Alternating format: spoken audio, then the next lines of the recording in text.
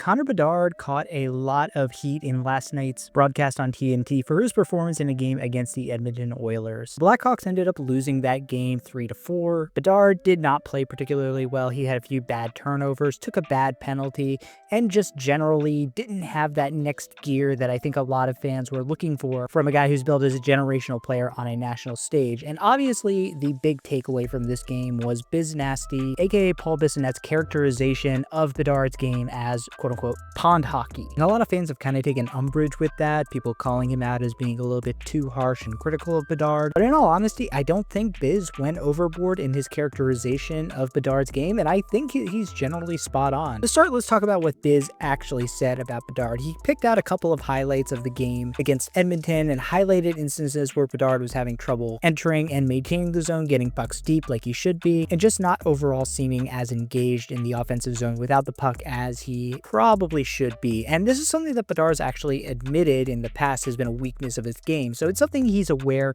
that he needs to be working on. But on the panel, both Anson and Lundqvist were quick to point out that number one, Bedard is still very young, he's only 19 years old, and also that his production and play are just very diminished by playing on a really bad Blackhawks team. As Lundqvist kind of said, when you're a team that loses a lot and you're a young player, you might press and try and do a little bit too much, get into some bad habits that you probably wouldn't develop if you were on a really good team where you were in more close games and there was a lot more emphasis on possession and making sure that you're keeping the opponent pinned in the offensive zone, not playing from behind, trying to get back into games. And by the way, Biz agreed with both of these takes, saying that those are both very valid points to make. But honestly, I think that these guys might be going a little bit too easy on Bedard considering where the expectations for him were. And obviously, he has not been dropped into a great situation. There's been coaching turnover in Chicago just this year, and the team has been, well, pretty bad for the past few years, which makes the fact that Bedard is not absolutely dominating as a leader of this Blackhawks team very concerning. Bedard is leading the team in points with 46, but he is third in goals with 15. And actually, when you consider how many minutes he plays compared to the rest of the forwards, it makes his point totals a little bit inflated. Yes, he has 10 more than the next closest Blackhawk, Teuvo Teravainen, but he's also played almost 200 more minutes. Their points per minute is almost identical, and Teravainen is a very good player, but he's not exactly the offensive dynamo that you'd expect to be keeping pace with Connor Bedard. But compare him to the guys that he is surrounded by in terms of points, guys like Marco Rossi, Mikhail Granlund, Rickard Rakell. Again, almost all of them have played on bad teams. Granlund was mostly with the Sharks, Rakell's with the Penguins,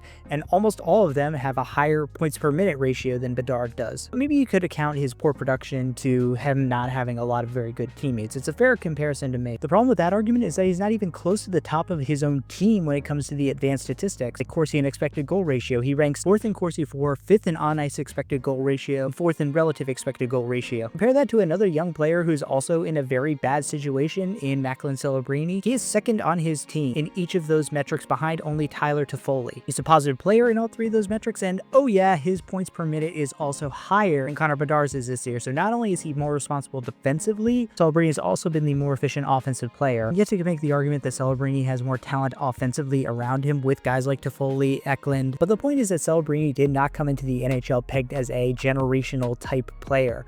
Bedard was, and thus far, it's very fair to say that he has not lived up to those lofty expectations. And look, a lot of this does fall on the Chicago Blackhawks. They have a lot of soul searching to do this offseason in terms of getting talent around Bedard and getting the right infrastructure and coaching around him as well to help him succeed. And I don't think there's any risk that Bedard is going to go full Yakupov and just flame out of the NHL. But we have to acknowledge that there are some worrying signs here that Biz laid out for us. It's not borne out by just film, but also by the statistics. And yes, you can certainly qualify it by saying there's not a lot of talent around him and he's very young with a lot of room to improve. But a lot of the future of the Chicago Blackhawks is going to come down to one question: can Connor Bedard become the player we all thought he was going to be?